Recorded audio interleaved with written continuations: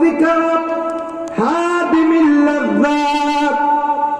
আল্লাহর নবী বলেন, উম্মত তোমরা তোমাদের স্বাদ ধ্বংসকারী, ভাই কি ধ্বংসকারী? স্বাদ, মজা, আনন্দ ধ্বংসকারী ওই জিনিসটাকে বেশি বেশি স্মরণ করো। আনন্দ কিসে ধ্বংস করে? মৃত্যু। সুবহানাল্লাহ বলবেন না? আনন্দ কিসে ধ্বংস করে? মৃত্যু।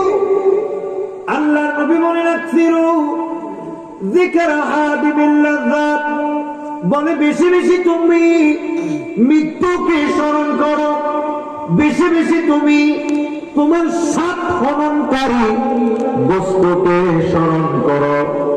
ভাই আমার স্বাদ ধ্বংস করে মানুষের, এটার নাম মৃত্যু। আপনি যত আনন্দ বিনোদনে আছেন, মৃত্যু যখন আসবে সাথে সাথে আপনার সমস্ত আনন্দ মুহূর্তের ভিতর পানি হয়ে যাবে।